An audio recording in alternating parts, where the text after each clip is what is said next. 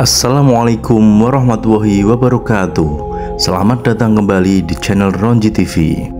Kisah tentang kesaktian Wali Songo seringkali membuat banyak orang tercengang. Begitu juga dengan Sunan Kalijaga yang disebut memiliki kesaktian yang luar biasa. Sunan Kalijaga adalah salah satu Wali Songo yang menyebarkan Islam di Pulau Jawa pada 14 sampai 15 Masehi. Sunan Kalijaga memiliki nama asli Raden Said dan sejak kecil tumbuh di lingkungan istana Kadipaten Tuban.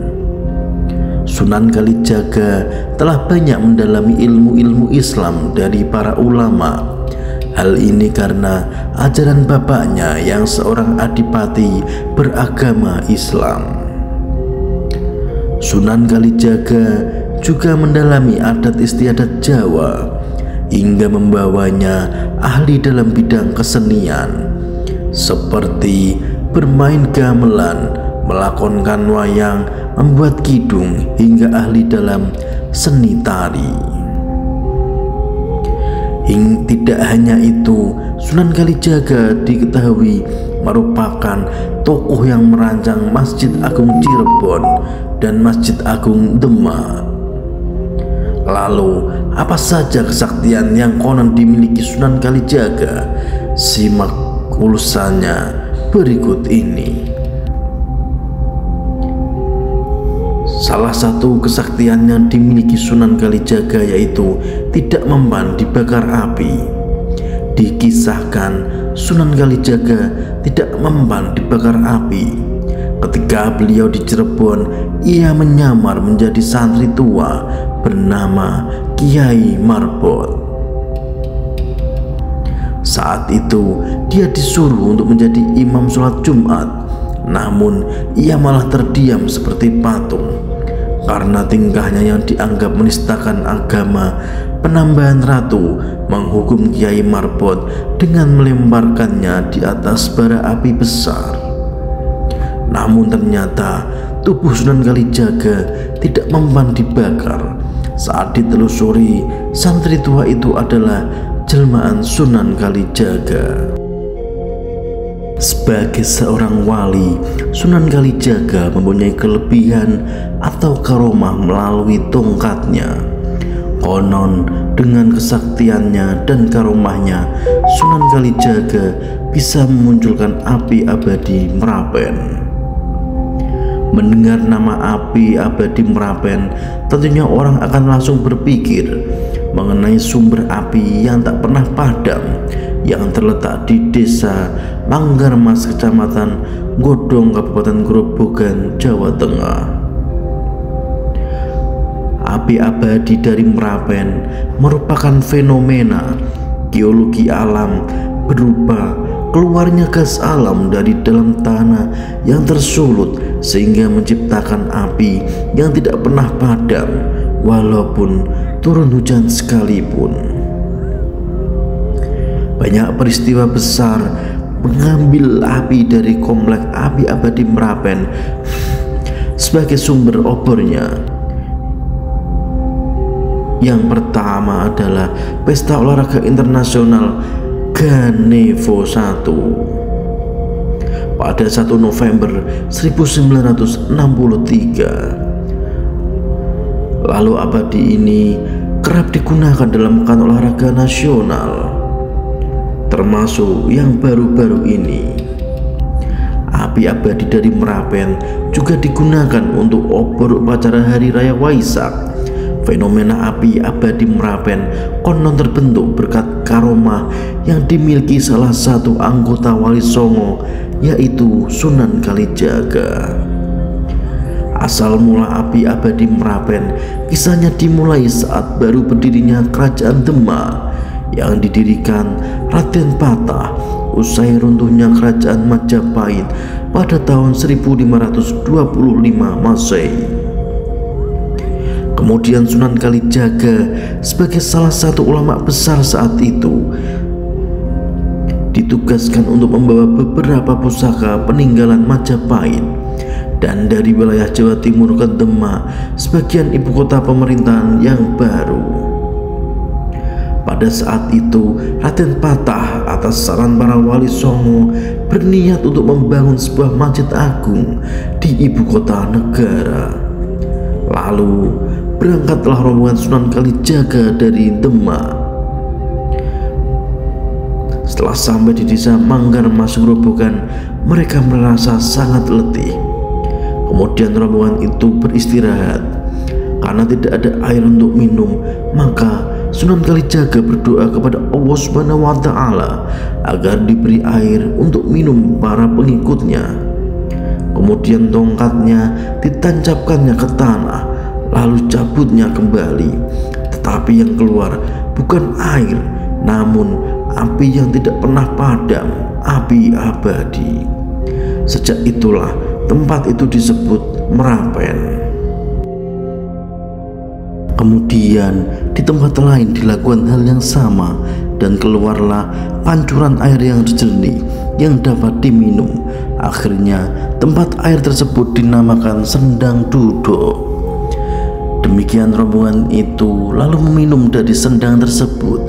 Setelah hilang letihnya, mereka melanjutkan perjalanannya ke Demak.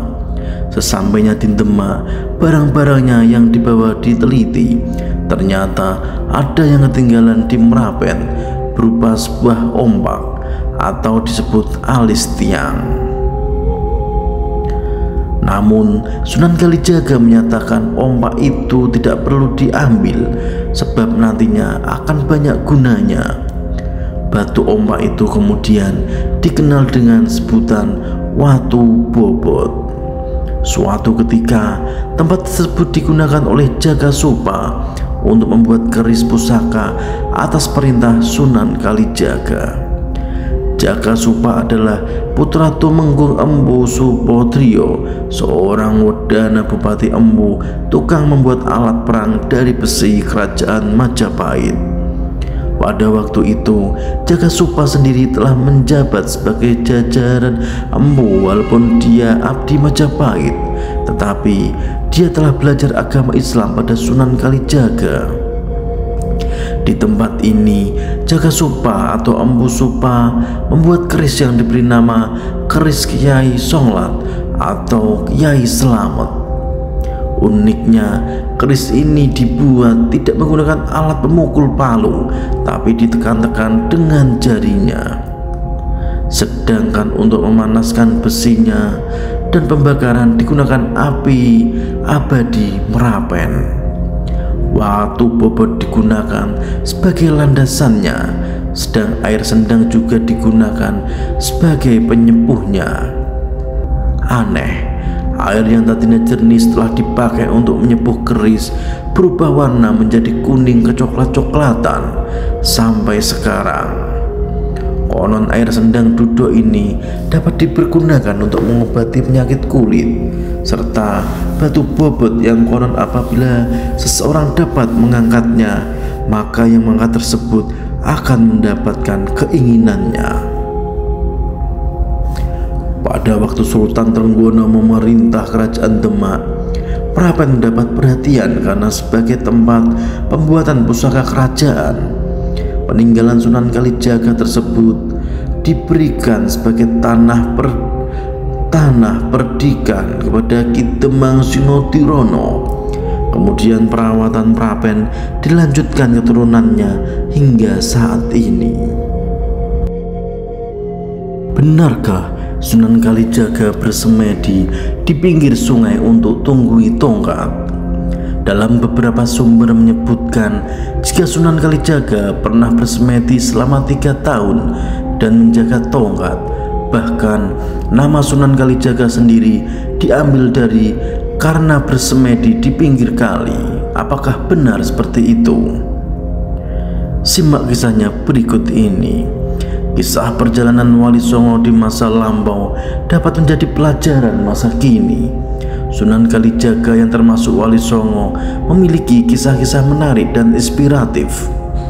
Dalam beberapa sumber menyebutkan jika Sunan Kalijaga pernah bersemedi selama 3 tahun dan menjaga tongkat. Bahkan nama Sunan Kalijaga sendiri diambil dari karena bersemedi di pinggir kali. Dikisahkan Sunan Kalijaga lahir dari keluarga bangsawan yang merupakan putra Adipati Tuban. Hidupnya yang serba ada tak membuat ia terlena.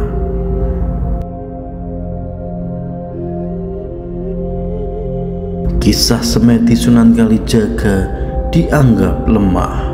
Sunan Kalijaga melaksanakan ujian tersebut. Ia memohon kepada Allah agar tertidur seperti halnya seorang pemuda di gua kafi di zaman Rasulullah SAW. Doa Sunan Kalijaga dikabulkan. Ia tertidur selama 3 tahun dan akhirnya dibangunkan oleh Sunan Bonang. Sembari mengumandangkan azan, kemudian Sunan Bonang mengajak Sunan Kalijaga belajar ilmu agama di pesantren hingga akhirnya menjadi seorang wali.